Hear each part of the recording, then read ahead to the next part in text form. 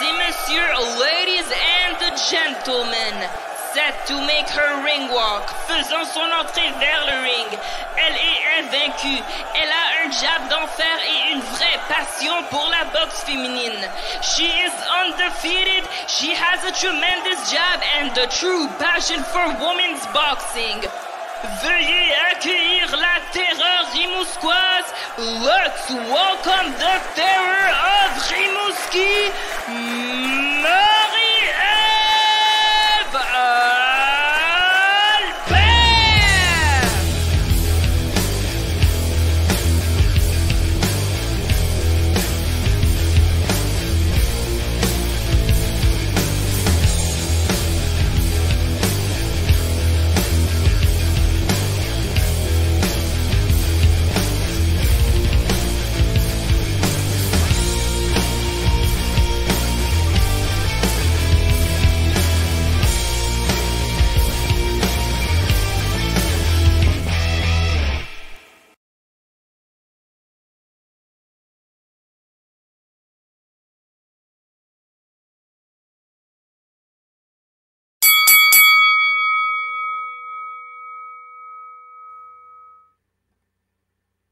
On a appris hier que Marie-Ève Dicker se présente aux élections d'Enterrebonne. Eh bien, on l'apprend aujourd'hui, Marie-Ève Albert se présente comme conseillère d'arrondissement dans le district 1 Sacré-Cœur à Chicoutimi. J'habite à Rimouski, ça va pas bien? J'habite à Rimouski. Je pense non, Rimouski, c'est ça. Je pense que les impôts sont erronés. Rimouski, district 1. Non, district 1 Sacré-Cœur à Rimouski. J'avais bien noté mes choses. Votez Marie-Ève Albert. Là, nos auditeurs vont commencer à croire que tu dis juste de la bullshit, Laurent. Je n'ai même pas nommé la bonne ville, mais non, mais c'est pour mentionner que Marie-Ève Dicker, qui aime beaucoup les projets, d'ailleurs, elle est très bonne comme communicatrice dans son après-carrière, à la télé et la radio, et là, se présente en politique dans Terrebonne. On va lui souhaiter la victoire. Et moi, j'ai déjà des cadres de Marie-Ève Dicker. J'ai bien l'intention d'aller voler une pancarte pour mes souvenirs, pour mon musée de là-bas. Te connaissant, je suis sûre que tu vas le faire. By the way, ça, c'est la partie vraie de l'introduction de Laurent. C'est vraiment ça. Marie-Ève Dicker se présente du côté de la politique municipale de Terrebonne. Ce n'est pas une fake news. Donc, on va lui souhaiter la meilleure des chances. Je suis sûre qu'elle va être excellente dans ce domaine. Donc, on va lui souhaiter. On a une grosse semaine parce que on commence tout le temps avec les Québécois. Ça fait partie de notre base du podcast. Et j'ai des nouvelles pour toi. On le sait qu'il y a plein de monde qui vont avoir des annonces bientôt. Je ne peux pas croire, dans plein de dossiers. On reviendra avec ça. Mais pour le moment, on a Jessica Camara et Tamara Thibault qui ont chacun deux défis intéressants, qui sont chacun à deux moments différents de leur carrière. Et qui de mieux pour vous en parler que Marie-Ève Albert, mesdames et messieurs? Oui, j'avais posté un petit peu là-dessus. Ça fait plusieurs fois que je poste là-dessus, mais ça vaut la peine de le rappeler aux gens. Il y a un combat, il y a un gala le 11 juillet sur Netflix, gala 100% féminin à New York, et deux de nos filles, donc Jessica Camara, qui est notre Québécoise d'adoption, et Tam Thibault, sont sur cette carte, chacune devant un défi spectaculaire. On va parler de Jess en premier, Laurent. Jess, elle a eu un début d'année plus difficile. Tu te rappelles du No Contest? Tu te rappelles du no contest contre Caroline Dubois en début d'année? C'est un no contest, mais on s'entend que ça s'alignait pour être une défaite difficile. C'était pas un combat facile. Mais Jessica Camara, elle a 50 vies, puis elle est capable de se remettre sur ses pieds, puis de faire des belles performances. Elle nous l'a déjà prouvé dans le passé qu'elle savait se relever après des moments plus difficiles. Puis là, on lui offre l'opportunité d'affronter Chantel Cameron pour le titre WBC intérim des 140 livres. C'est une énorme opportunité sur cette carte-là parce que, d'une part, si Camara gagne, elle va devenir la mandatoire de la gagnante de Taylor Serrano du point de vue de l'IBF, pas de l'IBF, mais de la WBC. C'est quand même un titre intérim. Et donc, déjà en partant, c'est comme si on se dit, tu as peut-être eu un no contest en championnat du monde en début d'année, Mais va donner ton meilleur, puis on ne sait jamais contre Chantelle Cameron. Le style de Cameron est très différent du style de Caroline Dubois, donc il ne faut pas penser que ça va être un copier-coller de ce qu'on a vu en janvier. Je crois que le style de Chantelle Cameron s'adapte plus à celui de Jess. Jess va avoir plus d'opportunités devant Chantelle Cameron. C'est une boxeuse technique, Cameron, on le sait, mais Jessica, je pense qu'elle va être capable de trouver son chemin pour mieux faire que contre Caroline Dubois. Et en boxe, on sait que Jessica Camara, face à l'adversité, est bonne d'habitude. Elle a eu quand même certains succès. On l'a déjà vu contre Yumi Choi, on l'a déjà vu contre Kelly Reese, Heather Hardy. C'est pas comme si elle n'avait jamais affronté personne, Jessica Camara. Elle sait se préparer en conséquence. Donc ça, c'est un gros défi pour elle. Puis moi, j'ai de la curiosité de voir comment elle va rebondir. C'est beaucoup ça. Est-ce qu'on va avoir une Jessica qui va être sur son X devant Chantelle Cameron ou ça va être plus difficile? Moi, j'ai confiance. J'ai confiance. Je ne dis pas que ça va être un combat facile. Camara n'est pas favorite. On s'entend que Cameron, elle, Laurent, ce qu'elle veut, c'est avoir sa trilogie contre Katie Taylor ou affronter la gagnante. C'est pas Taylor qui gagne, affronter Serrano après pour tous les titres. Et on s'entend que si elle bat Camara, c'est pas mal ça qui s'en vient. C'est pas pour rien qu'MVP a signé Chantelle Cameron. T'sais. Donc, Chantelle Cameron a beaucoup à perdre. Jessica n'a pas beaucoup à perdre. Jessica s'en va là, c'est pas elle qui a la pression, c'est Cameron qui l'a. Moi, je trouve ça c'est intéressant de savoir que c'est pas toi qui as la pression, c'est pas toi qui as te prouver. Toi, tu t'en vas là comme le côté B, l'underdog. C'est son rôle préféré, Jessica Camara, d'être un underdog. J'ai hâte. Toi, qu'est-ce que tu en penses de ce combat-là? Trouves-tu que c'était un gros défi après un combat difficile? Moi, je l'ai vu déjà 2 fois là, dans mes souvenirs où elle était négligée des pronostiqueurs ou négligée des gens, des experts de la boxe. On se rappelle contre On Choi, personne ne pensait qu'elle pouvait l'emporter là-bas. Elle est allée le faire. Contre Heather Hardy, la même chose. Contre Kelly Reese, elle s'est fait... C'était un vol, elle aurait dû l'emporter. Ces 3 combats-là ont eu lieu à l'étranger. Fait que moi, je me dis, quelqu'un qui l'a fait 3 fois peut possiblement le faire 4 fois. Donc, ça, c'est ma théorie. Jamais 3 sans 4. Moi, je trouve que Jessica a un petit peu plus de misère devant des cogneuses de puissance, mais devant des filles techniques, elle est à son meilleur. Donc, Cameron, elle a des knockouts, mais c'est pas sa réputation, c'est pas celle, mettons, d'une Caroline Dubois. Là. Ouais, des fois, tu as raison. Là, c'est arrivé contre Zamora où elle s'est fait avoir, contre Nathalie Brown en début de carrière. Mais c'est ça, ouais, c'est peut-être un style que je dirais technique et haut volume du côté de Cameron qui peut favoriser. C'est différent et ça pourrait la favoriser. Elle ne va pas, comme exemple, elle ne va pas faire mal à Camara d'un seul coup de poing comme Dubois avait réussi à le faire en début de match, quand elle était pleine d'énergie. Et Camara, elle, nous a habitués à ses victoires à l'étranger. Et moi, c'est comme la Road Warrior. Là, c'est il y avait une équipe qui s'appelait Road Warrior, mais Camara, elle aurait pu être la 3e avec eux à l'époque. Et Tamara Thibault, je le dis à chaque semaine, à chaque mois, fait que je continue. Tamara Thibault, qui sera championne du monde avant la fin de l'année. Pourquoi? Par les gros moyens de MVP et par ses performances. Et j'ajouterai par le choix d'adversaire. Ici, on nous présente Marie Casamassa, qui est 6-0, qui est 2e sur BoxRec. Ça vaut ce que ça vaut, BoxRec, mais ça donne quand même une idée. Elle est première à l'IBF, puis elle est première à WBC, fait que c'est des beaux classements à aller chercher pour BoxRec étant toujours le premier site auquel on se réfère quand on a un nombre. C'est ça. Fait que c'est une fille de Pennsylvanie qui jouit d'un bon classement et qui serait possiblement, si on était en boxe masculine, là, parce que j'aime ça faire les rapports, demain, même si Tamara est une stand-out boxeur des Olympiques, qui sort des Olympiques, elle serait probablement une 9e, 10e ou 12e adversaire de quelqu'un qui est allé aux Olympiques et qui est sur la voie rapide. Donc, on est sur la voie extrêmement rapide pour Tamara Thibault.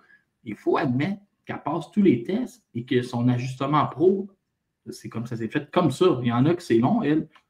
Ça coule de flot. Et je m'attends à une grande performance de Tamara Thibault qui commence à avoir beaucoup de visibilité à l'international. Je vois des articles, je vois son nom un peu partout. Ça va bien, Tam, la promo aussi autour d'elle. Le fait qu'elle joue à l'étranger aussi, ça amène une visibilité au Royaume-Uni qu'elle n'aurait peut-être pas autant si elle vivait ici. Puis au Royaume-Uni, on sait que la boxe, les gens en mangent, ils adorent ça. Donc, c'est sûr que si tu es là et tu es bonne, tu vas avoir un fanbase qui va se développer. Marie Casamassas, gauchère, assez grande aussi. Donc, ça va être un combat gauchère contre gauchère. Ça, on ne voit pas ça si souvent que ça. Donc, ça amène un niveau de difficulté supérieur pour tous les deux boxeuses qui n'ont pas souvent à affronter des gauchères dans la vie quotidienne en combat, même chez les amateurs. Et on parle de 3 minutes x 8 rounds. Pour les deux, c'est une première. Marie Casamassas s'est jamais battue sur 3 minutes chez les pros. Puis pour Tamara, ben, elle a déjà fait du 3 minutes, mais du 8 rounds, c'est différent de faire un 4. Puis de faire un 6. On rallonge la durée d'un combat. Là. Donc, ça va être intéressant. Les filles s'entraînent pour ça. Comme tu dis, les classements sont magnifiques. Hein? On a la première aspirante IBF, la première aspirante WBC à 160. Admettons une victoire de Tamara, ben, elle ramasse les classements, puis elle attend son opportunité, puis c'est le rôle d'MVP d'aller lui chercher après. Ça va être le travail d'MVP après d'aller garantir une opportunité à championnat du monde pour le combat suivant ou l'autre d'après, mais rapidement. On pense que, parce qu'à partir de là, il faut que tu maintiennes tes classements, il faut que tu sois actif. Faut que tu montres que tu appartiens à l'élite tout le temps quand tu es haute là, dans les classements. Moi, je trouve ça excitant et ça donne pas une, mais 2 raisons de regarder sur Netflix ce gala du 11 juillet. Je pourrais vous nommer 50 autres raisons parce que la carte est juste excellente. Là. C'est fou.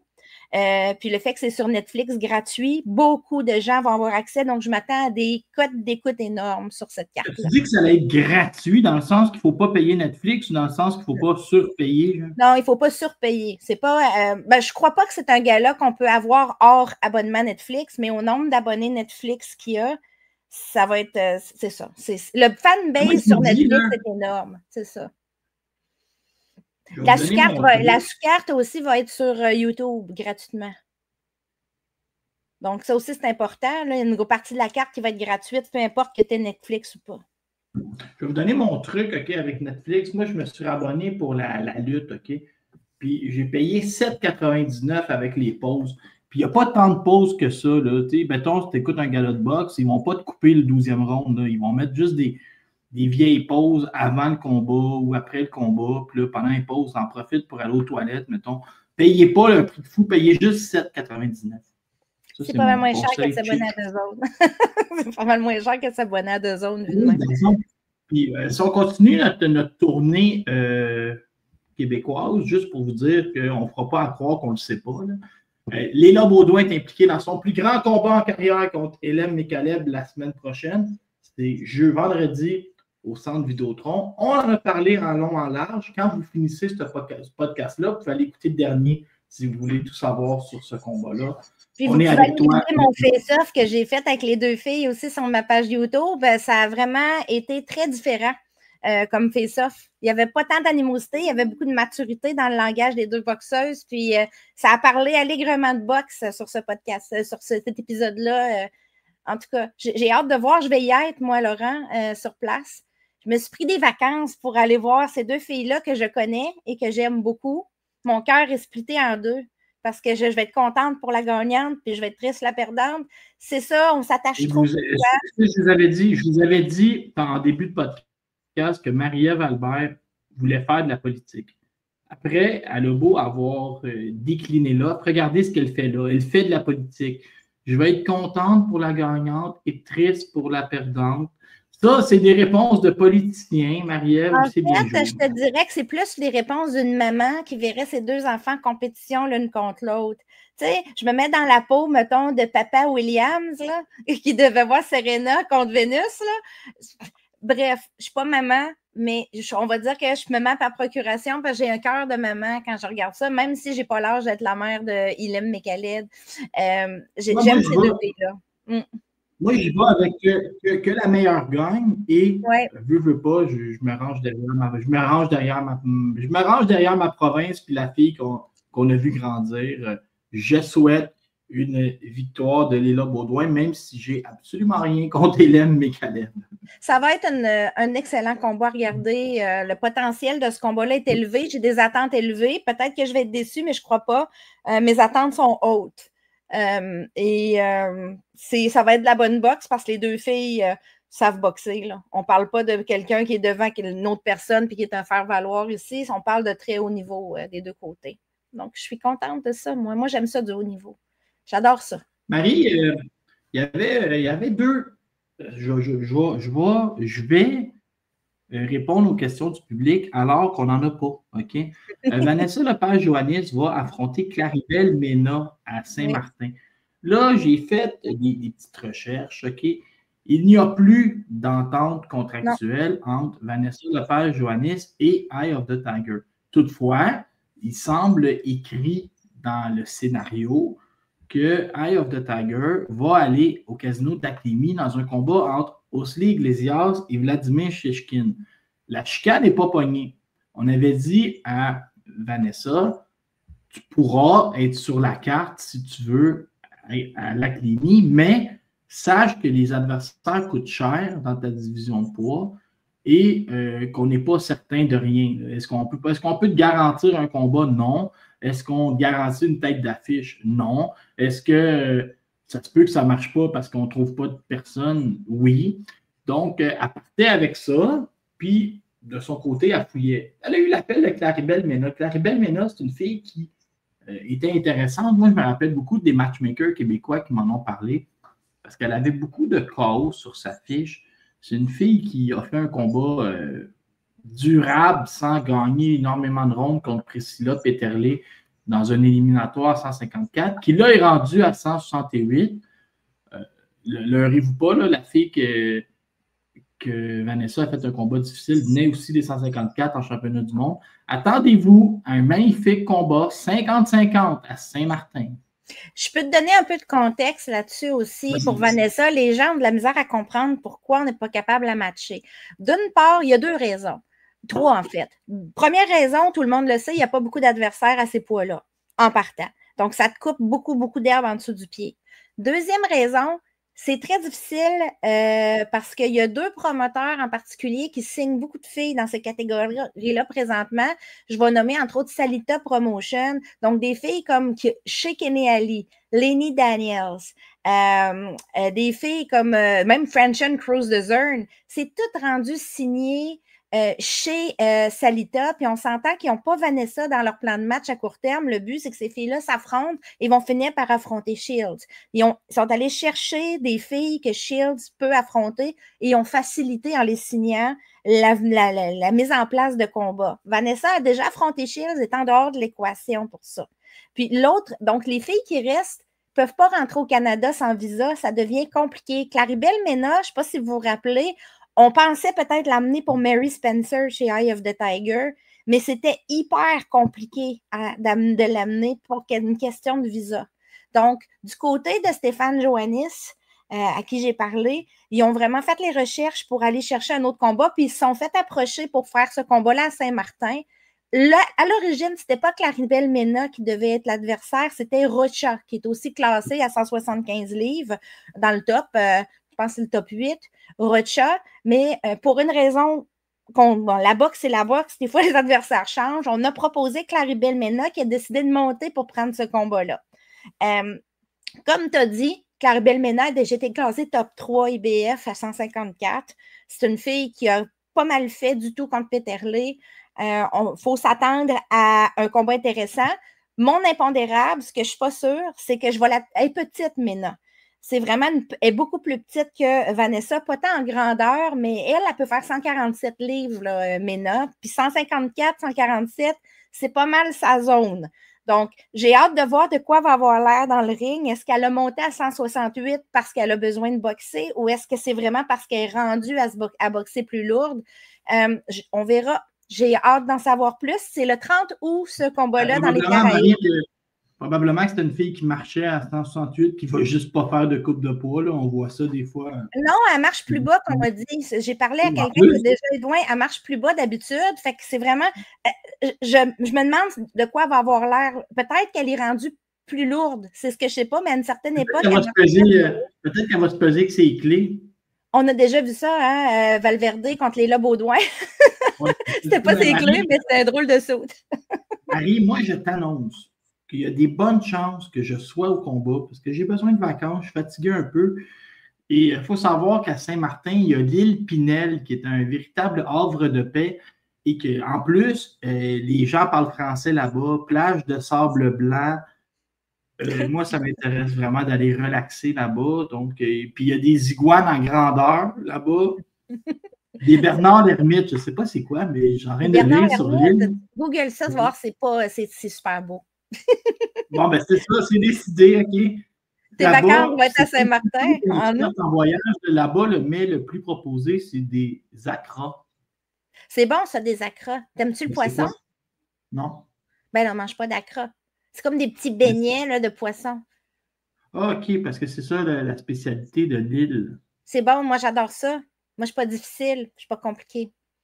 Non, tu n'es pas difficile, c'est pour ça que tu as longtemps trippé sur moi. Hein? Ah, mon Dieu. Next. Next aussi, je veux mentionner la scène, mais je ne veux pas te partir, je sais que tu pars vite, mais on a vu, des fois, je me fais des calculs mathématiques dans ma tête, je ne sais pas à quel point ça fonctionne, mais j'ai vu Kim Clavel déclarer je m'entraîne, puis je vais commencer un camp à Montréal. Là, moi, j'ai fait des calculs, je me dis, bon, ça sent fin septembre, début octobre. Tu sais, ça sent l'automne. Ça sent l'automne. Des calculs scientifiques. Et aussi, je vais te faire rire, mais je ne crois pas au hasard. Moi, je ne crois pas à ça, le hasard. Puis j'ai vu cette semaine 2 choses. J'ai vu Dougie Bernèche, qui est un promoteur, féliciter Derek Pomerleau pour ses nouveaux souliers. Je me dis, coudonc, il est en train d'essayer de mettre Pomerleau sur une de ses cartes à TAU plus tard cette année? Et j'ai vu Yves Lévesque aller s'acheter d'équipements de boxe au magasin puis prendre une photo de Dougie, qui est aussi promoteur. Je ne peux pas croire qu'avec le texte qu'on a eu de Marie-Pierre Roule qui pourrait chercher des combats par elle-même il y a 1 mois et demi et son gérant qui achète des équipements de boxe en main propre à l'autre promoteur. Alors, ma théorie, Marie-Pierre Roule en finale à la TAU en septembre ou en octobre comme indépendante sur une carte de Dougie Bernèche de Canada Fighting. C'est ma théorie. Moi, je vais prendre Marie-Pierre, peu importe où ce qu'elle va, parce que j'ai vraiment envie de la voir reboxer bientôt. Je vais lui souhaiter. Regarde, s'il n'y a pas de gala chez Yvon pour elle, il n'y a pas de place pour elle présentement, pour peu importe la raison. J'espère que quelqu'un d'autre va allumer puis va lui donner une place ou va lui vendre une place parce qu'il faut vraiment que Marie-Pierre, c'est là que ça se passe pour Marie-Pierre. Tu sais, elle ne peut pas perdre une année. Il ne faut pas qu'elle perde une année si elle n'est pas en mesure de perdre une année. Mais les opportunités, ça se passe maintenant. Il faut qu'elle aille chercher sa visibilité pour rester haute dans les classements parce qu'il y a beaucoup de gens qui poussent des jeunes dans ces catégories-là. Puis les titres sont monopolisés. Donc, il faut vraiment avoir de la visibilité puis se vendre. Ouais, c'est le seul moyen. Il faut se battre 3 fois par année. Il faut se battre 3 fois par année, puis il faut aussi faire des gros réseaux sociaux. Parce que présentement, c'est ça que les gros promoteurs comme MVP recherchent, puis Salita aussi, ils vont regarder quel type d'adversaire va me permettre de vendre. Va me permettre, ils veulent juste faire des match-ups intéressants, puis c'est à peu près ça qu'ils proposent. Donc, ils vont, à talent égal, ils vont aller chercher la plus vendeuse. Donc, il faut vraiment que ce côté-là se développe. Donc, Marie-Pierre, elle a besoin de visibilité, elle a besoin de spot. De spotlight, elle a besoin d'être active, elle a besoin de tout ça pour aller réussir à aller chercher ses plus gros combats à 140 livres ou 147 livres, selon ses choix. Moi, elle a 2 catégories où elle peut se battre. Mais les 2 catégories sont pleines, donc il faut vraiment se démarquer. C'est comme ça que je le vois. Et voilà, c'est bien dit. Un jour, quand j'étais encore un jeune enfant, Eye of the Tiger a signé Steve Claggett. Mais c'était dans une idée d'expansion de Punching Grace à Calgary. Il avait aussi signé Brie Holling. L'histoire Holling s'est terminée vite. Et là, elle a perdu contre Naomi Cardenas. C'était une petite surprise. Oui, puis c'est une carte où il y avait 3 combats féminins. On va parler des 3 vite, mais on va commencer par Brie Holling contre Naomi Cardenas parce que Brie Holling est notre Canadienne. Brie Holling, je ne sais pas si tu as pris la carte, Laurent, c'est une carte de MVP Prospect à Orlando. Est arrivée très confiante. Puis eux, MVP, sont forts en réseaux sociaux, puis sont forts en promotion.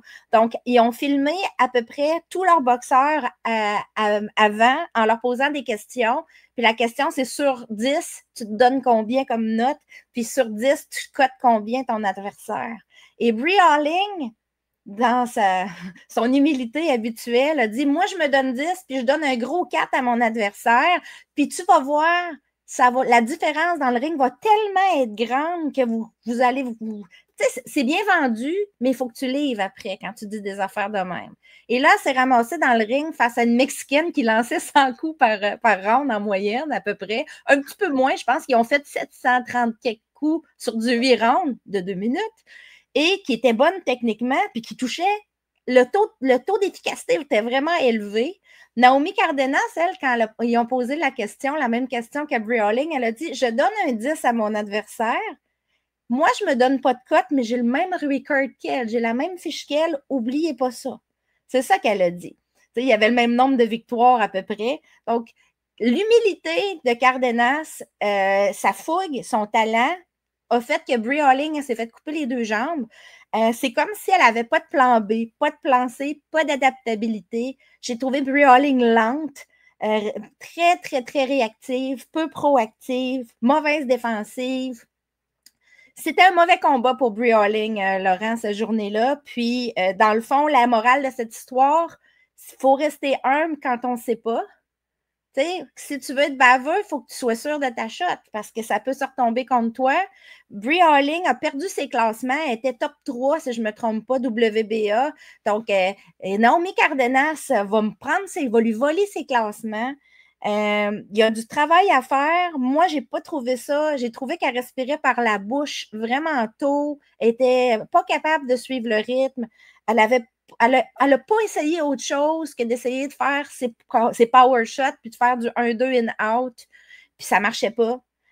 Donc, très mauvaise performance pour Brie Holling, honnêtement. Et j'avais peur que la petite Mexicaine se fasse voler parce qu'elle n'était pas chez elle puis elle n'était pas la favorite, mais elle est allée chercher la foule et on a découvert une fille qui parle un anglais, qui parle anglais, qui est vraiment, en anglais, ils disent marketable.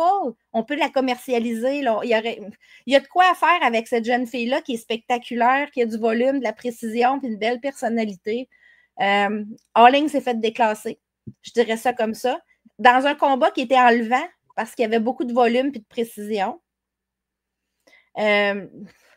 On l'avait vu un peu quand elle avait été signée chez Eye of the Tiger. Laurent, tu te rappelles le combat contre Erika Abarca, qui est maintenant la conjointe de Jessica Camara. Il y avait eu la controverse là-dessus. À la fin du combat, Camille et Stéphane est assis à côté de moi, puis il me dit « Je ne sais pas qui a gagné, mais je sais que je veux une revanche. » Il voulait le réorganiser. Ben, ça aurait mérité une revanche, mais tu sais, quand on monte la fiche d'un athlète en tournant des coins ronds, quand je dis en tournant des coins ronds, c'est en lui amenant pas l'adversité qu'elle a besoin d'avoir pour se bâtir, le jour où tu affrontes quelqu'un qui a du talent, puis que tu n'as pas de plan B, tu n'es pas capable de te revirer sur un dizaine, c'est parce que tu n'as pas assez appris. Donc, c'est pas que Brie Holling n'a pas d'outils, c'est qu'elle n'est pas préparée en conséquence présentement à faire face à ce type d'adversité-là. Elle n'est pas rendue là dans son cheminement. Il faut comprendre que Brie Holling, elle vient des arts martiaux mixtes, je pense du kick. Puis, elle n'est pas, c'est pas une fille qui a eu une grosse carrière amateur du côté boxe. Je pense qu'elle commençait quasiment from scratch. Faut lui donner de l'adversité pour qu'elle devienne au top.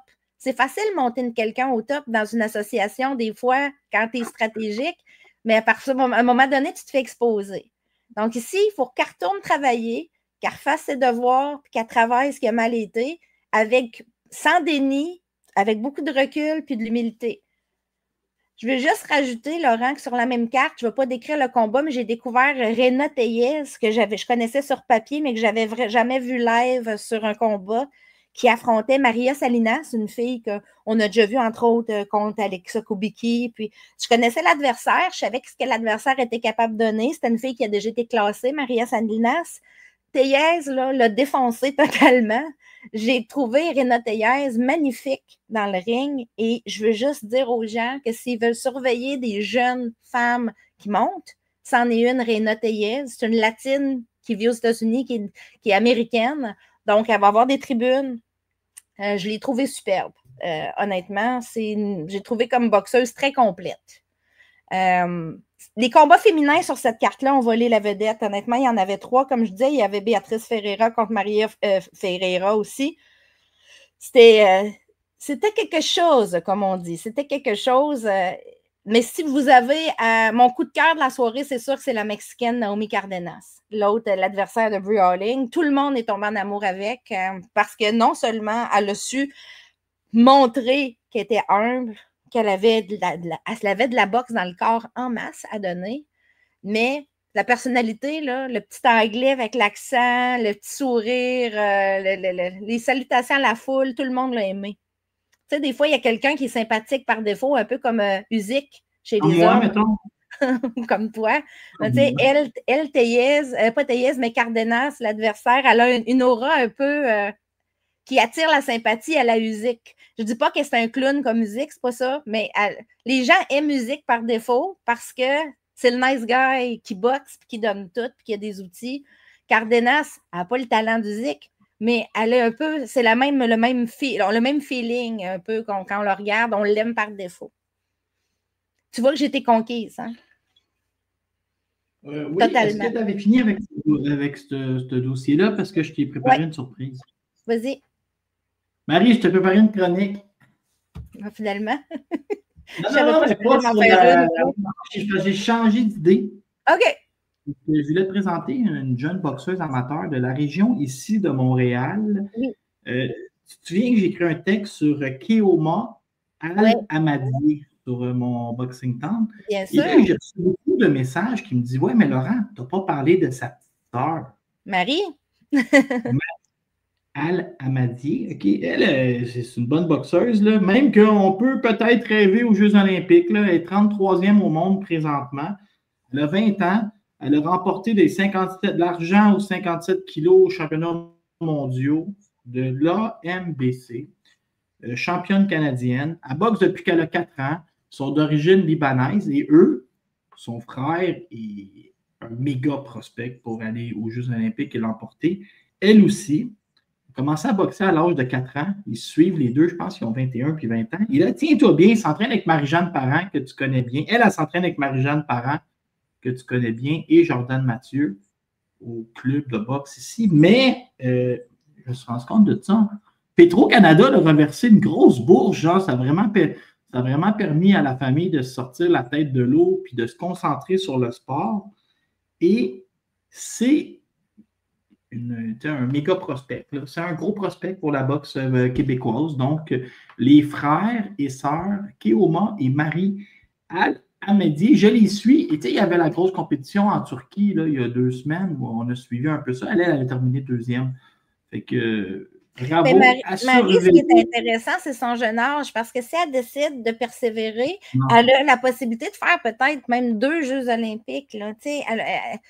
Tu peux te rendre aux Olympiques jusqu'à 40 ans. Là. Fait qu'elle étant jeune, elle a des opportunités pour Los Angeles, parce qu'on sait que les Olympiques la boxe est de retour aux Olympiques. World Boxing a réussi le travail. Donc, des jeunes comme Marie, c'est sûr que leur but, c'est de se rendre à Los Angeles. Elle a même rêvé à Paris. Oui, Marie, elle était aux Continentaux. Elle était aux Continentaux. Elle n'a pas réussi à se qualifier, mais tu es jeune, tu sais. Tu commences ta carrière, ta vie de jeune adulte, puis tu fais face à des gens, des fois, qui ont plus d'expérience que toi. Elle, à un moment donné, elle va se ramasser avec assez d'expérience, puis c'est ça qu'elle est en train de faire avec Équipe Canada. Tu sais, elle collecte son expérience en affrontant tout le temps l'élite. Donc, c'est ça. Moi, je suis de près cette Équipe Canada-là parce que c'est le futur, hein? C'est bientôt Los Angeles. Le cycle olympique, là, Paris, c'était l'année passée, on passe l'année, puis après l'année prochaine, on va commencer à parler des qualifs, là, des vrais qualifs. C'est à peu près 2 ans avant que le vrai cycle olympique commence. Donc, il faut vraiment suivre ça de près. Puis bientôt, nous deux, on va être morts. On va être morts, il va falloir donner 120 secondes à 2 petits jeunes. Hey, on peut-tu parler de Béatrice Ferreira? Oui, c'est juste que j'avais le goût de parler des jeunes, Marie. Je vais te parler d'une jeune tantôt aussi, une autre. Béatrice Ferreira, je veux juste te dire que plus elle avance, plus elle est extraordinaire. J'ai-tu l'air d'une fille neutre quand je dis ça? Non, mais je sais que Ferreira, comme Ferreira, ça me rappelle quand il y avait 2 équipes qui s'appelaient les Rough Riders dans la Ligue canadienne. Oui, c'est ça. Béatrice Ferreira, qui était la carte principale de la même carte qu'on parlait de Brioling tantôt, affrontait, c'était sa première défense optionnelle, Laura Maria Ferreira. On sait que Béatrice, elle est devenue championne, puis elle a pris un break pour aller aux Jeux olympiques où elle a gagné une médaille, puis elle est revenue faire cette défense-là. Tu sais, c'était sa première défense optionnelle depuis son titre IBF. Et Maria Ferreira, c'est une boxeuse que moi, j'aime beaucoup. Une fille d'Argentine qui a du power d'un point. Là. Tu sais, elle a des points lourds, puis elle est un petit peu baveuse. Puis tu sais, c'est le genre de fille que moi, j'aime. Mais je ne savais pas que ça allait donner devant Béatrice. Puis là c'est difficile de voir quelqu'un aussi bon puis d'essayer d'y trouver des défauts. Béatrice Ferreira, je l'ai tellement trouvée parfaite dans ce combat-là. C'est comme si elle devient un androïde dans le ring. Elle devient un androïde. C'est comme si elle oublie tout ce qu'elle a. Elle oublie tout le côté émotionnel. Puis elle a un algorithme dans sa tête, carrément. Elle sait quoi faire tout le temps, au bon moment, à la seconde près. Elle est précise. C'est comme ça que je peux le décrire le mieux. C'est la précision au moment opportun. Elle n'est pas toujours comme ça, mais là, je l'ai trouvé comme ça. Danny Dubé disait que l'ordinateur interne de Andriy Markov allait plus vite que tous les autres joueurs de la Ligue nationale. C'est son ordinateur. C'est une excellente analogie. Tu sais, l'analogie est parfaite parce que je trouve que Béatrice Ferreira est à ce niveau-là aussi. Son ordinateur interne, là, on dirait qu'elle a l'œil tellement chirurgical, l'œil précis. C'est comme si son œil c'était un scalpel, puis elle sait exactement où peser pour te faire mal. Puis elle est plus petite, hein, elle n'est pas grande pour sa catégorie. Elle est à 135 livres. Souvent, elle est plus petite. Puis dans le fond, c'est chirurgical, c'est ça. Je trouve que son œil, c'est un scalpel. C'est vraiment ça. Est-ce qu'elle est parfaite? La réponse, c'est non. Est-ce que quelqu'un peut la battre potentiellement? La réponse, c'est oui. Mais moi, présentement, quand je la regarde boxer, je suis impressionnée puis j'apprends. J'apprends aussi dans mon Ce quelqu'un-là, c'est Caroline Dubois. Ben moi, c'est le combat que je veux voir, Dubois contre Ferreira, mais son prochain combat, Laurent, devrait être plutôt en unification contre Stephanie Han. Ils ont fait un face-off à la fin. Stephanie Han vient d'être signée par MVP. By the way, Béatrice Ferreira était sur une carte d'MVP, mais elle appartient à Matchroom. C'est comme si Matchroom sont en train d'un peu délaisser la boxe féminine. Ils laissent leurs boxeuses signées aller sur les cartes des autres. Donc, ça ne me surprendrait pas que Béatrice affronte Stephanie Han sur une carte de MVP d'ici la fin de l'année en unification. Stephanie Han qui est signée par le milliardaire Marshall Kaufman. Puis ça me faisait rire parce que Marshall Kaufman, son fils, Travis Kaufman, il y avait tout le temps des bonnes positions sur les galas parce que c'était le père qui était riche, tu sais, fait qu'on voyait Travis tout le temps, puis ça me faisait sourire. Mais j'ai une autre question pour toi. Oui. Stéphanie Anne, mais moi, Elif Nur Turan, es-tu bonne ou sa fiche est gonflée? Genre, parce que l'autre fois, on regardait sa fiche, elle est exceptionnelle, Elif Nur Turan. Quand je dis exceptionnelle, je ne dis pas qu'elle est parfaite. Mais c'est une fille. Ça, c'est le troisième Cara, la troisième roue derrière Ferreira puis Dubois. Ben, elle n'a pas de titre, non. Elif Nur Turan, présentement, elle vient d'accepter un combat. C'est Terry Harper qui a l'autre titre. Tu sais, tu as Terry Harper qui a un titre, tu as Béatrice Ferreira, tu as Stephanie Han. C'est notre top 5. Ben, mais c'est parce que t'es pas wrong quand tu parles d'Elif Nur Turan. Elif Nur Turan peut faire du 135 livres facilement. C'est juste qu'elle est confortable à 130, puis elle fait les deux présentement. Là, elle vient d'accepter Elif Nur Turan un combat contre Rima Ayadi en France pour le titre WBA intérimaire des 130 livres. Ça va être un combat qui va avoir lieu à la fin août. Et c'est un énorme défi. Turan qui est signé par Matchroom, by the way. Mais Turan peut faire 130, peut faire 126, peut faire 135. Et c'est une power puncher. Elle avait assommé une fille au premier round. Là. Elle avait assommé une fille au premier round, puis là, j'avais mis son nom sur ma petite feuille à surveiller. J'ai hâte de voir le combat contre Rima Ayadi parce que elle, Turan, là, son but, c'est de faire un knockout. Je le sais, son entourage me l'a dit. Elle se prépare, elle travaille en puissance, c'est ce qu'elle veut faire. Je ne sais pas si elle a un bon plan B, si ça ne fonctionne pas, mais puis Rima est quand même une bonne boxeuse technique qu'on connaît moins parce que c'est difficile d'avoir accès à ses combats. Ils sont souvent sur RMC France, mais ça va être intéressant. Donc, toutes ces catégories-là, du 126 au 140, là, il y a du talent là-dedans, même le 122 à 140, c'est bourré de talent présentement, cette plage de boxeuses-là. Là. Et Tourane, c'est une fille versatile qui est capable de faire plusieurs catégories. Anne, je crois qu'elle pourrait faire 140 aussi. Stéphanie Hahn, tu dis qu'elle était avec Marshall Kaufman. Je pense qu'il y a une copromotion maintenant avec MVP parce que j'ai vu passer son nom. Ça va lui amener les gros stages. C'est gérant. Un qui est gérant puis l'autre qui est promoteur. Oui, ça va lui amener les gros stages. Marie, la fille qu'on va parler maintenant, son surnom est un de mes surnoms préférés à la boxe, mais je ne suis pas un grand fan de cette boxeuse-là. La diva qui frappe fort, Franken Crew de Zern. Ouais, et là, si ma mémoire est bonne, elle est rendue à 38 ans. Elle devrait être assez. Il doit y rester entre 3 et 5 combats dans le corps. Mais son dernier combat, une décision qui a fait couler de l'encre. Moi, je l'ai pris ce combat-là live, puis j'avais plein de monde qui me chattait en même temps. Honnêtement, c'était un retour. Hein. On se rappelle, Franchon Cruz-Dezern a 2 titres. Elle avait battu chez Dacia Green il y a à peu près 2 ans de ça pour aller chercher 2 titres.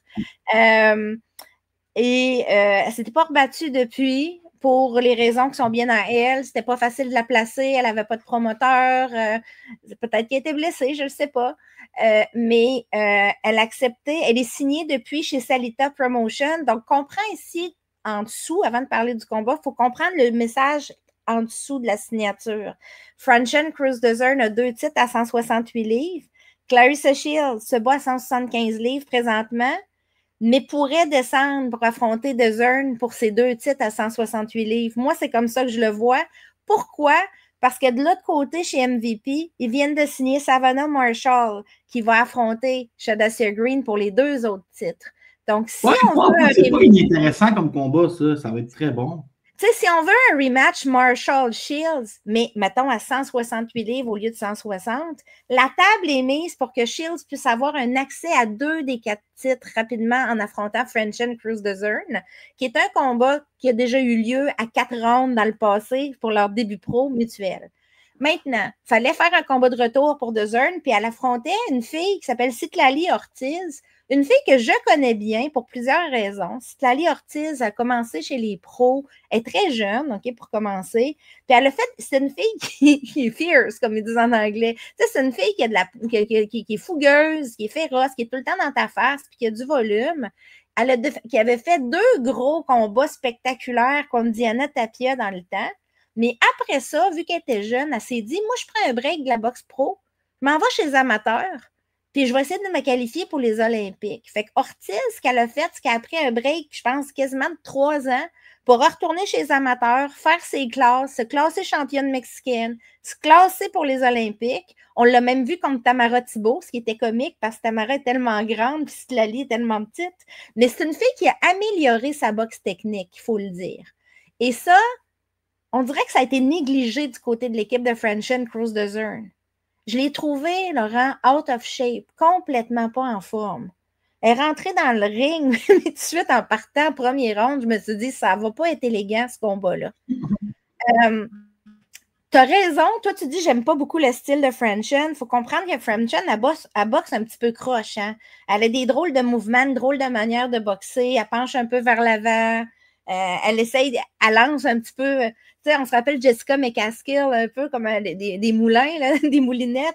Donc, Dezern, elle essaye beaucoup des coups à la. J'ai tout le temps des coups à la Jean-Pascal, mais pas réussi, ou des moulinettes à la. C'est facile. Oui, mais puis c'est pas. Ça peut être heureux, puis ça peut être malheureux, tout dépendant quelle version de Franchon on a. Puis là, on a eu la pire. Je te dirais que quand j'ai vu ce combat-là, moi, je me disais, mais pourquoi elle boxe encore? Je me posais la question. Pourquoi elle boxe encore? Je trouvais que c'était pitoyable. Elle respirait par la bouche au round 2. C'était un 10 rounds. Ortiz touchait mieux. Tous les coups de puissance les plus intéressants, Laurent, c'est Ortiz qui les faisait. C'était pas tant élégant non plus, mais c'était plus efficace. Et comme prévu, j'haïs ça dire ça parce que ça donne l'impression que le sport est corrompu, mais comme je me doutais, on va dire ça comme ça, le résultat n'a pas été du bon. Le côté B. Oui, le côté B n'a pas été capable d'aller séduire les juges, on va dire ça comme ça de façon polie, mais le côté B a clairement séduit la foule. Première chose. Le côté B a clairement séduit les commentateurs de DAZN qui l'avaient gagnante toute la gang. Il y en a un qui était poli, dit c'est un combat nul, mais c'était vraiment pour être poli. La communauté boxe, j'ai pas vu personne qui disait que Franchon était gagnante.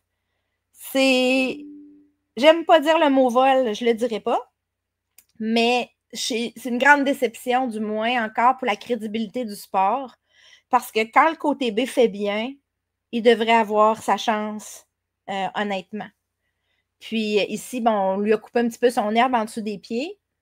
J'ai pas du tout aimé cette version de Franchon-là, et je te le dis, Laurent, si elle affronte Clarissa Shields dans cet état d'esprit-là et cette condition physique-là plus tard cette année, elle va se faire knocker parce que Shields a comme pris goût au knockout ou au knockdown. Par Green aussi, là, si elle boxe comme ça. Ça va être... J'ai vraiment pas aimé ce que j'ai vu, honnêtement. C'est une grande déception. Quand je dis elle a eu chaud, là, Franchon, parce que, tu sais, j'ai pas vu une fille qui célébrait bien sa victoire et qui était arrogante dans le ring à la fin. Elle avait l'air d'un petit chien piteux, là, la queue entre les deux pattes, là. Puis qu'on lui avait dit, comme si on l'avait chicané là, avec un petit journal comme ça. Là. Elle savait qu'elle avait perdu. Là. Elle ne le dira pas, elle ne dit pas mot pour mot, mais elle dit c'est la boxe. This is boxing. Quand tu dis c'est la boxe c'est comme ça sous-entend. Il y a un message caché en tout ça là, qui est sous-entendu. Bref, Franchon, son coin, c'était son conjoint qui était là. Ça hurlait dans le coin pour essayer de la faire sortir de sa tête. Ça essayait de la faire sortir de sa tête. J'aime Franchon, sa personnalité. J'aime ce qu'elle a apporté à la boxe, une couleur bien à elle, tout ça. Mais là, je trouve pas que ça avait... Je trouve qu'ici, c'était décevant vraiment trop. Marie, je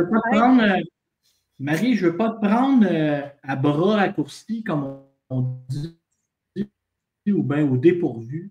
Mais cette semaine, je voulais t'écrire une chronique que je n'ai pas faite.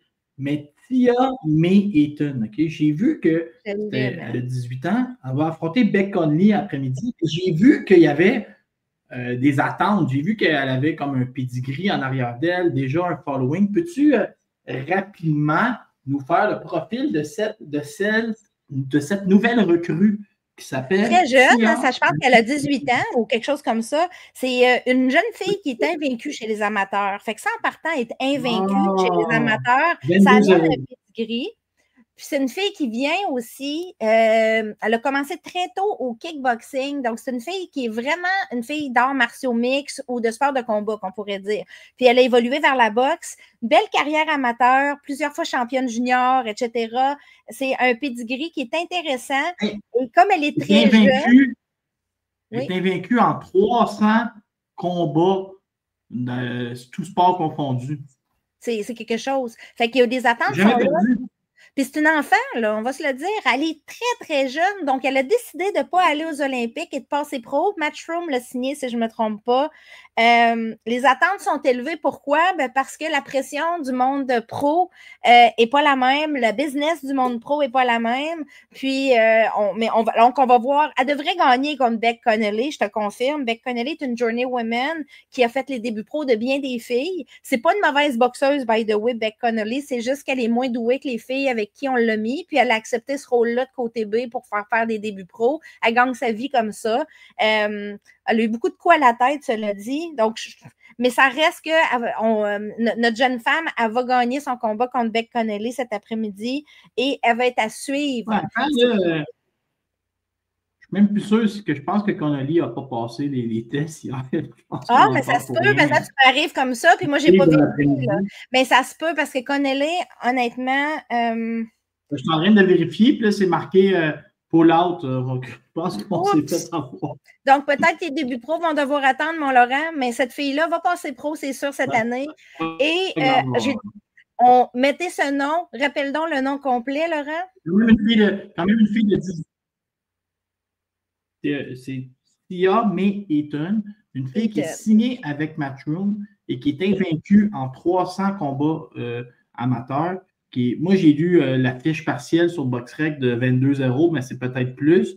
Puis en kickboxing, elle a gagné les championnats du monde et les championnats européens pas plus tard que dans l'année passée. Fait que à suivre. C'est talentueuse. Puis quand on dit qu'on veut de la qualité en boxe féminine, ça, c'est de la qualité qui rentre direct chez les pros. C'est des noms. Swag aussi, là, c'est pas. Elle a du swag, c'est une belle jeune fille qui est sympathique, avec le petit accent. Puis, tu sais, elle est née dans le bon pays parce qu'elle est née à la bonne place. Parce qu'au Royaume-Uni, son fanbase est déjà vendu à elle. Là. Elle va être bercée par des fans qui vont l'acclamer. C'est agréable d'être talentueux au Royaume-Uni.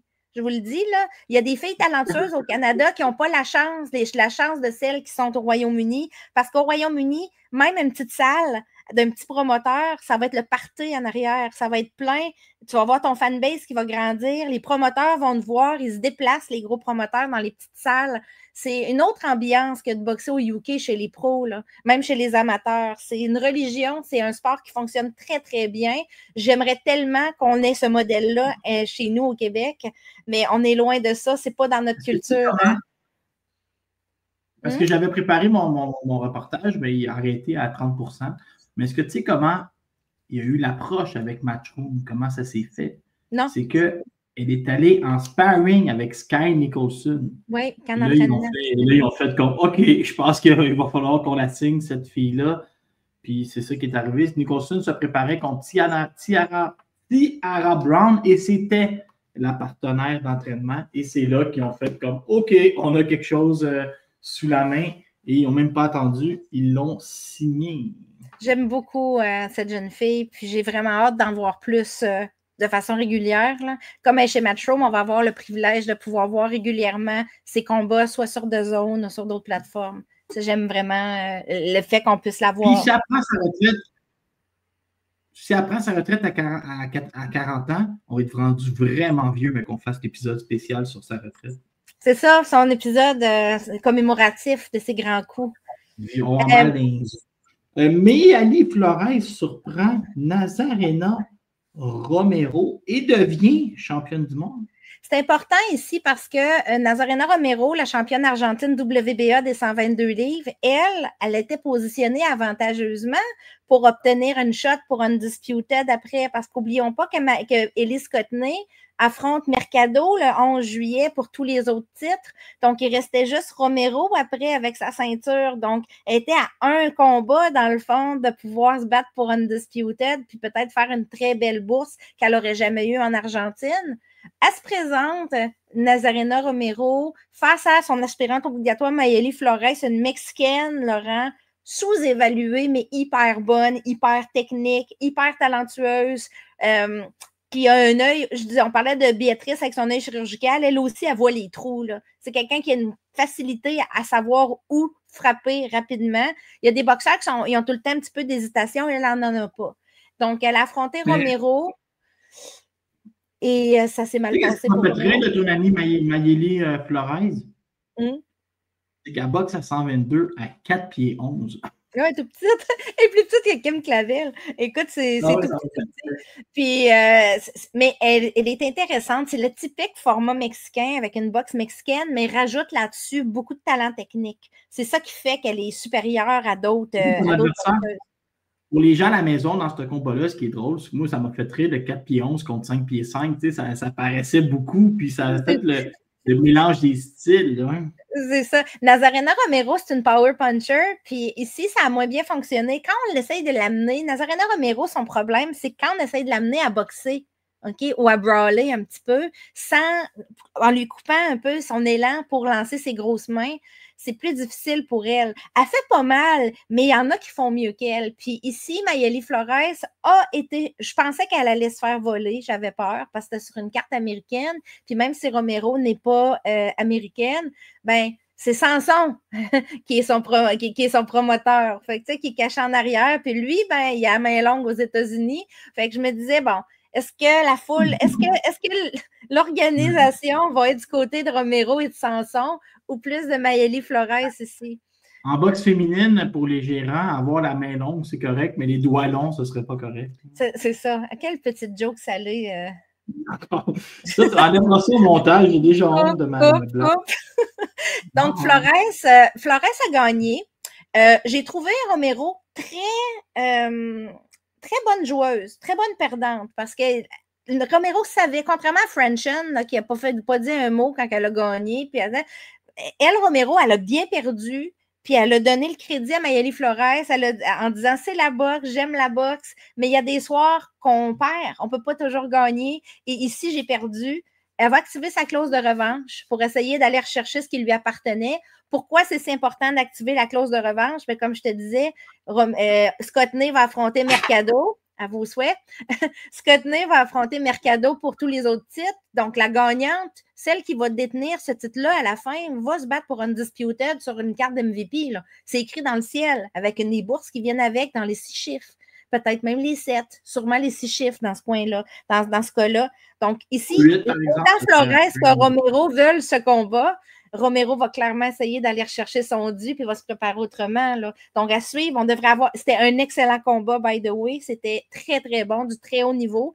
Donc, j'ai hâte déjà au deuxième. Ça devrait venir assez rapidement. Je m'attends au début de l'automne. Fin de l'été, début de l'automne. Après ça, on verra. As-tu vu le soleil vient d'apparaître dans mon quartier là, pour m'éclairer? Dans ton prochain sujet là, m'intrigue profondément. Et j'avais préparé tout un intro pour toi, OK? Je t'écoute. Si tu me nommes le nom de ta prochaine chronique, il y a 2 choses que j'ai en tête, un derrière de l'autre, dans mes souvenirs. Vas-y. Quelle raclée elle s'était mangée d'un câble contre Anne-Sophie Mathis sans que l'arbitre intervienne. Holly Holm avait pris une dégelée, puis l'arbitre, je ne sais pas, mais il faisait son rapport d'impôt. Ça n'a aucun sens. C'est la vidéo qui est peut-être... Si tu associes une vidéo à l'arbitre ne fait pas son travail, c'est toujours celui-là qui va sortir en premier. Mais il faut admettre qu'elle est allée gagner le combat revanche. Bravo. Elle l'a fait en plus en France. Elle l'a fait aux États-Unis. La revanche, j'ai inversé les pays. Et l'autre souvenir que j'ai avec elle, c'est la raclée, la leçon de boxe qu'elle a donnée à Ronda Rousey dans un octobre. Où Rousey a décidé qu'elle voulait faire taire le monde en disant « Je peux me battre debout ». Elle n'a pas été capable de l'amener au sol. Puis elle s'est mangée des gauches, des droites, des coudes. Elle a appris pourquoi la boxe n'était pas un sport que tu peux apprendre à 27 ans d'un camp d'entraînement. Elle avait détrôné Ronda qui était à la limite invincible à cette époque-là. Et là, elle revient. Sous carte de... sur une carte de Jake Paul, Paul contre Chavez. Contre une bonne boxeuse, hein? Contre une très bonne boxeuse. Pitaya Vega, Yolanda Vega, moi je l'aime beaucoup. Donc c'est pour Pitaya Vega. Contre Yolanda Guadalupe Vega au choix. Oui, la Pitayita Vega, c'est son surnom que je connais très bien. C'est une fille qui vient de l'État de Sonora, d'où j'ai vécu. Et donc, qu'est-ce que tu en penses, Laurent, de tout ça, le retour de Léon? Parce qu'elle n'est pas jeune. Je suis un peu surpris qu'on n'ait pas été chercher une fille avec des défaites, puis une fille qu'on connaissait déjà les limites. T'sais. Là, on va chercher, c'est un paquet de troubles, une fille invaincue. Il est où son vrai plafond? Probablement que je ne sais pas quoi dire. Puis au Lyon, je ne sais pas quoi m'attendre à ce combat-là. En bonne condition physique, là, je ne pense pas qu'on va arriver. Elle est en bonne condition physique, selon moi, mais la petite Pitayita Vega est super bonne. Avec, une fois, tu es vu quand même. Oui, c'est ça. Puis, tu sais, la Mexicaine, on a peu de manières de savoir comment elle boxe. Moi, je l'ai déjà vu boxer, je connais son style, mais c'est difficile d'aller chercher des vidéos de sa boxe fréquent. Alors, ils ne savent pas, comme tu dis, ils ont pris une fille qui a une belle fiche parce que je crois qu'MVP, pour eux, c'est important. Ils veulent avoir des adversaires qui sont crédibles. Mais tu sais, Holly Holm, je ne sais pas c'est quoi les plans. Ils ont l'air de dire qu'ils ont des plans pour elle. Puis c'est ça qui m'intrigue. C'est pas clair. Parce qu'à cet âge-là, je pense pas qu'ils peuvent avoir tant de plans pour elle. Ils peuvent la sacrer contre quelqu'un d'aussi vieux qu'elle, puis la mettre contre la première dame. Là, puis... Mais quoi qu'elle est peut-être trop petite, je pense. Mais... Oui. Je ne sais pas quoi penser. Tu sais, cette fille-là, elle a affronté tout le monde, là. OK? Holly Holm, c'est quelqu'un, là, qui a passé à travers les époques. Moi, je te dis, là, je regardais sa fiche, là. Tu sais, des filles, comme tu parlais de Anne-Sophie Mathis 2 fois, Myriam Lamarre, tu sais, Chevelle Hallback, là, qui est dans la cinquantaine avancée, je pense qu'elle s'est affrontée 2 fois. Elle a affronté Christy Martin. Tu sais, c'est comme 2 époques. Je viens de faire une joke plate. Il y a 3 minutes, je vais t'en faire une deuxième. Elle a affronté celle avec qui je suis devenu un homme. Celle avec qui je suis devenu un homme, Mia St. John, avec mon Playboy. C'est ça. Mais tu sais, c'est comme si Holly Holm a fait la transition entre 2 époques de boxe. Je ne sais pas si tu es d'accord. C'est comme s'il y a la vieille garde puis la nouvelle garde, parce qu'elle a aussi affronté des filles comme, par exemple, Mary McGee, tu sais, des filles comme ça. Là. Te rappelles-tu de Mary-Jo Saunders qui avait fait 2 combats avec elle? C'est ça. Puis Holly Holm aussi, je pense c'est ça. Avance, mais je pense qu'elle a été une des premières à être récipiendaire de boxeuse de l'année. Elle avait fait un genre de trophée qui avait fait, à l'époque, il avait fait une remise de trophée qui avait fait un peu de bruit avec ça. Il avait donné boxeuse de l'année. Puis souvent, quand il est allé au UFC après, il se servait beaucoup de ça. Tu sais, quand il faisait dans le coin, là, les réalisations, l'équipe de la victoire. Puis ici, elle allait mettre boxeuse de l'année. Tu sais. Et même en UFC, elle a affronté tout le monde. Je regardais ça. Je sais pas si... Ah ouais. Mais je ne sais pas si c'est en train de devenir une genre de mode où les anciennes gloires de la UFC ou des combats extrêmes vont essayer de venir, je ne sais pas, faire sauter la pièce avec Jake Paul ou Salita ou le Turquie si jamais il s'intéresse à la boxe féminine, parce qu'on a aussi Chris Cyborg qui s'amuse à lancer des défis beaucoup. Là, on va avoir Holly Holm. Moi, mon rêve, c'est que Marie-Pierre Roule affronte Holly Holm, mettons, en septembre, à la knock violemment, après une Cyborg en janvier, puis après ça, elle devient la fille la plus populaire au monde. Tu peux peut-être envoyer ton plan à des promoteurs qui seraient intéressés de mettre ça en œuvre. Là, on ne sait jamais. C'est peut-être viable, je ne sais pas. Mais moi, je me pose la question aussi. J'aime Holly Holm. C'est rien contre son talent. C'est une grande boxeuse, OK? Une grande athlète tout court. C'est juste que je me dis, est-ce que c'est vraiment une signature qui fait du sens avec tous les talents qu'il y a plus jeunes qui pourraient être développés? Est-ce qu'on veut faire un coup d'argent en la remettant en scène? Est-ce qu'on lui doit de l'argent? Est-ce qu'on veut lui donner une belle bourse de plus avant qu'elle prenne sa retraite parce qu'elle a rendu de bons services au sport de combat? Je ne sais pas. Je ne sais pas quoi penser. Mais tu sais, cette semaine, là, puis je vais faire un parallèle avec la lutte. Bill Goldberg est revenu à Raw, puis il a directement droit à son combat de championnat. Puis là, le monde disait c'est injuste pour la jeunesse. Mais tu sais, Bill Goldberg avait gagné 173 matchs de suite à la lutte. Puis c'est une légende. Fait que j'ai comme une impression que les légendes ont le droit de revenir bien classés. Et après ça, s'ils perdent ou si on les sort, on les sortira. Tu sais, regarde Manny Pacquiao. Cette semaine, la WBA s'est excusée. Mais la WBA s'est excusée et dit ouais, on a un peu exagéré, on n'aurait pas dû le classer. Puis ils ont retiré son classement. Mais je pense que les légendes, à un certain niveau, vont toujours pouvoir revenir et obtenir un combat. Et tantôt, parce que je me suis beaucoup intéressé au surnom, parce que j'ai écrit un article il n'y a pas longtemps. Tantôt, j'adorais le surnom de la diva qui frappe fort. Là, celle-là, c'est la fille du prédicateur, Holly Holm. Son père doit être pasteur ou je ne sais quoi, mais j'adore son surnom, la fille du prédicateur. Ouais. Je peux-tu te parler d'une fille qui s'appelle Camila Zamorano? Tu peux, c'est ton podcast. Non, je veux te parler d'elle. Sais-tu pourquoi, Laurent? C'est une petite fille que je connais. Elle vient du même coin que la Pitayita Vega dont on vient de parler, qui va être l'adversaire de Holly Holm. C'est le même état, dans Sonora, OK? Camila Zamorano, elle a 17 ans. Ça fait 2 ans qu'elle boxe. Elle a commencé, elle fait ses débuts pro en 2023, si je ne me trompe pas, ou dans ces eaux-là. Et la semaine passée, je te jure, Laurent, elle est devenue à 102 livres. Donc, on s'entend que c'est un petit format. Elle peut dire 5 pieds 1, si je ne me trompe pas. 102 livres. Elle est devenue championne intérim WBC en battant Yuka Iwakawa, la championne japonaise intérim. Donc, c'était même pas un titre vacant. Elle a fait venir la championne puis elle l'a battue par décision unanime. Très large. Abattu le record de Wilfredo Benitez? Elle est devenue, en tout cas, je ne sais pas, mais présentement, c'est la plus jeune championne. La plus jeune championne, si on considère qu'un titre intérim, c'est un titre de champion, c'est la plus jeune championne. Tu sais, Fundora était jeune, là, mais ici, on a Camila Zamorano. Et je veux juste dire qu'à 17 ans, elle est déjà 12-0.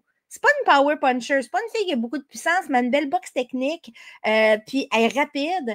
Et tu sais, elle vient d'une ville, même d'un État où il y a des grands classiques de la boxe qui sont nés là. Sonora, c'est un des berceaux de la boxe au Mexique, je te le dis, là, c'est un peu comme Tijuana. Sonora, c'est pas très loin, c'est le nord. Fait que tu sais, c'est des endroits où Gallo Estrada, Oscar Valdez, ça s'entraîne. Julio César Chavez, il vient de cette région-là. Tu sais, il y a une culture de la boxe qui est là. Donc, il y a des bons gyms. Il y a des bons partenaires de sparring, c'est solide. Donc, la petite, elle se développe vraiment solidement entourée des gens qui connaissent ça. T'sais. Marie, veux-tu rire? Elle est allée chercher son diplôme de secondaire 5 avec sa ceinture WBC. Ben oui, c'est ça. Je te jure. Puis, elle est en train d'apprendre l'anglais. Elle a dit qu'elle veut focaliser, elle veut prendre 1 an où elle va juste faire de la boxe. Donc, tu sais, elle est jeune, elle peut vivre chez papa, maman encore. Elle n'a pas encore besoin d'aller travailler tous les jours. Papa, maman peuvent dire, OK, tu restes à la maison, tu t'entraînes. Là. Elle n'a même pas 18 ans, même pas l'âge d'aller prendre un verre au bar. Tu sais. Mais elle est championne intérim WBC. Cette fille-là, dans sa carrière, on s'entend que chez les filles, tu as le 102, le 105, tu peux faire du 108, puis elle peut se rendre à 5 pieds 1, elle peut se rendre à 112. Elle est vraiment jeune, là. Tu sais. Oui, c'est une gamine. C'est une gamine. Puis elle boxe très bien. C'est pas parce qu'on lui a acheté un titre. C'est ça que je veux que les gens comprennent.